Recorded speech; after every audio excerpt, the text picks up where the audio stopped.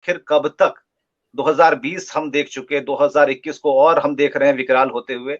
22-23 का लोग हिसाब मांग रहे हैं कि क्या होगा, जाएगा कब ये? ये लोग जो हिसाब मांग रहे हैं, जरा इनसे पूछिए कि आप जब कोरोना को मजाक बना रहे थे तो क्या हुआ। लोग लोग ये तो मजाक बात बना देते थे, मास्क पहनने वाले को लोग कहते थे भाग भाग इसको कोरोना है। अरे बेचारा वो कोरोना से बचने के लिए किया है, तो लोग उसी को कोरोना बोल रहे थे, मजाक बना दिए थे इस तरह से। मीम्स बन रहे थे कि कोरोना तब चला गया। इसमें हमारे प्रधानमंत्री जी ने भी कहा कि कोरोना से हम लोग ने जंग जीत लिया। पता नहीं उनको किसने बोल दिया था कि जंग जीत चुके हम। नहीं, तो अभी ये जो कोरोना है ये पीक पकड़ेगा मई 15 से 20 तक। और मई हम्म, मई के बाद ये डिक्लाइन होना चालू करेगा, और ये जाएगा हम्म, आपका सितंबर, मतलब अगस्त तक ये सेकेंड वेव शांत होगा।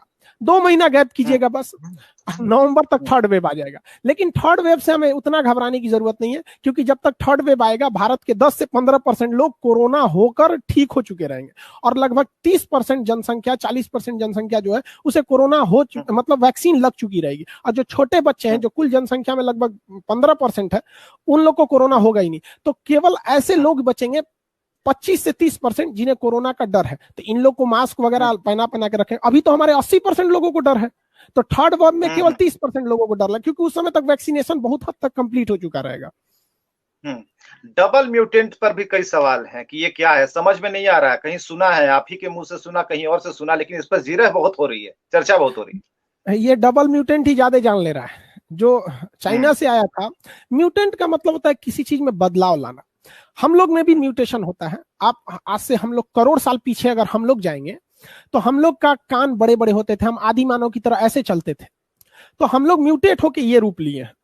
म्यूटेशन हम्म, उसे कहते हैं कि जब किसी एक जीव के बहुत सारे वंशज आएंगे ना, तो लाखों वंशज होने के बाद एक कुछ ना कुछ चेंजिंग आती है। अब हम लोग में हम्म, क्या है कि एक इंसान की औसत जिंदगी जो रहती है 70-80 साल रहती है। इसलिए हमारा म्यूटेशन देखने में, हमारी 1 करोड़ जनसंख्या में दोबारा देखने में काफी लंबा समय लग जाता है। तो हम लोग में म्यूटेशन कम हम्म, होता है। और ये कोरोना, एक हम्म, आदमी के शरीर में 2-3 करोड़ कोरोना घुसा हुआ है, उसको क्या कीजिएगा, उसके लाखों है, तो उसमें म्यूटेशन होने में समस्या ही नहीं है, क्योंकि 10-20 करोड़ जब आपका आता है, इंसान ज्यादा जाता है तो खुद ही म्यूटेशन होता है। तो वो क्या है कि पहले से और खतरनाक हो रहा है। जैसे हम लोग आदि मानव से अभी सुधरे, और खतरनाक हो गए लोग, अभी और आगे जाके और पता नहीं क्या क्या करेंगे हम लोग में भी तो म्यूटेशन होता है।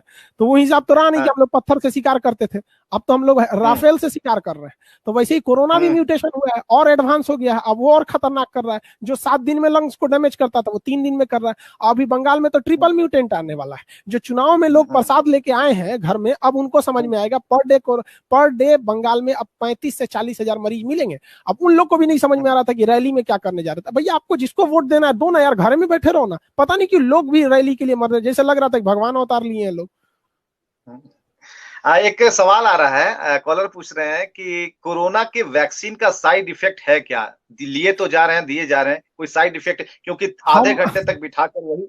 हाँ। हम आज वैक्सीन लिए हुए हैं, और हम इंतजार कर रहे हैं, हमको कोई बुखार उखार क्यों नहीं आ रहा है। दवा लेके बैठे हैं, क्यों आ ही नहीं रहा। और लोगों को बता दें, हमने कोविड शील्ड ले रखा है, जो सीरम हाँ। इंस्टीट्यूट ने बनाया, कोविड शील्ड। कोई हाँ। दिक्कत नहीं आता है। अगर आपको हाँ। बुखार से डर लगता है, मतलब आप अपने आप को सोचिए ना कि आप अपनी मानसिकता कक्षा 5 के लड़के की तरह रख लिए, जिसको सुई या बुखार से डर लगता है। ये गलत बात है। ऐसी कोई ये एकदम, हम खुद वैक्सीन लिए रखे हैं, हमने अपने सारे स्टाफ लोग को दिलाया वैक्सीन। ये जरूरी है, इसमें कुछ नहीं होता है। हाँ, किसी किसी में क्या होता है कि बॉडी एडजस्ट नहीं करती है, तो हल्का सा फीवर आ जाता है, तो 2 रुपए का आता है पैरासीटामोल, खा लीजिए, जिंदगी से बढ़ के है, बुखार हो जाएगा, कोई दिक्कत नहीं है। आप अपने घर के चिराग बुझ जाएंगे तो पूछिए उन माँ बाप से जिन्होंने अपने बच्चों को खोया है। बुढ़ापे में जब वो लाठी लेके चलने की उम्र में कंधे पे बेटा का अर्थी लेके चले, तो उन्हें भी याद आता है कि काश वैक्सीन दिला दिए रहते।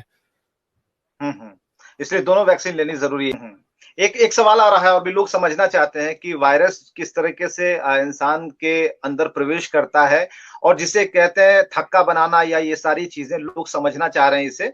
और इसे हम भी समझना चाहेंगे आपके जरिए, कि ताकि हम ये कर पाए कि कफ या फिर खांसी को हम कोरोना सीधे मान लें, या फिर हम समझने की कोशिश भी करें कि ये असर कैसे करता है। पहले तो 5 दिन हम आपको पहले बताएं कि जिस दिन से आपको लक्षण दिखा, 5 दिन तक तो आपको डेट बाई डेट लिखना है। पहली दिन जिस दिन बुखार आया, खांसी आया, आप बुखार का टेम्परेचर लिखिए 98 है, मतलब 99 है कि 100 है। उस दिन से अगले दिन ठीक हो गया, कोई दिक्कत नहीं। 5वें दिन भी ठीक हो गया, कोई दिक्कत नहीं। तो अगर 5वें दिन कंटिन्यू है, तब आप समझिए कि आपको कोरोना के लक्षण आ रहे हैं।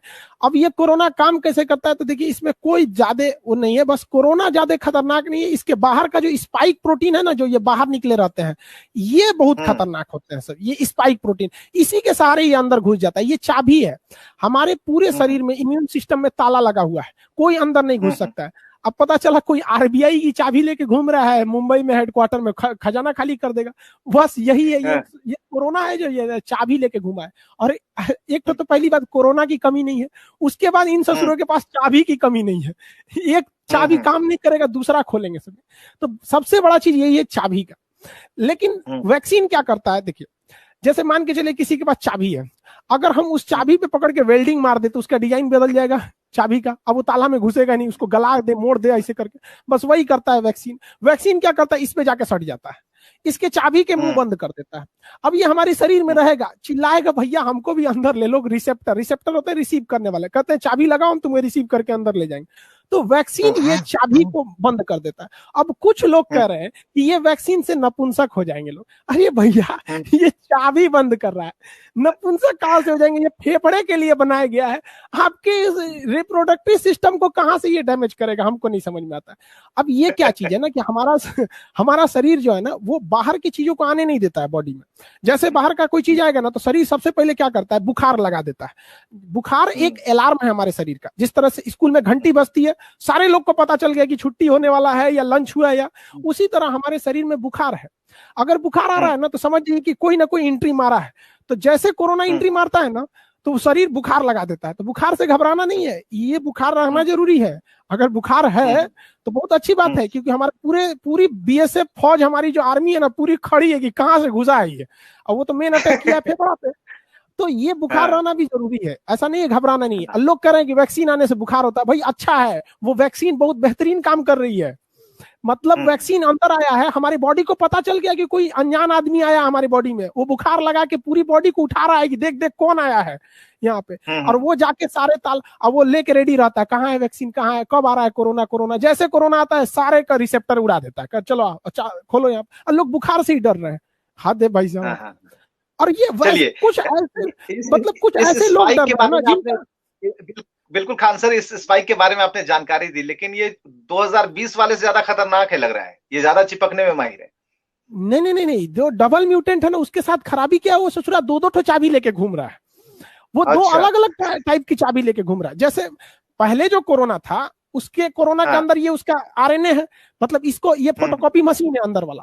पहले का जो कोरोना था उसकी चाबी कुछ ऐसी थी, सब में एक ही जैसे चाबी थी। लेकिन अभी का जो कोरोना है उसके पास एक ऐसे है तो एक ऐसे वाली चाबी है। यही दिक्कत है, या तो इस चाबी से खोल देगा ताला, या तो इससे खोल देगा। इस वजह से ये तेजी से घूम रहा है।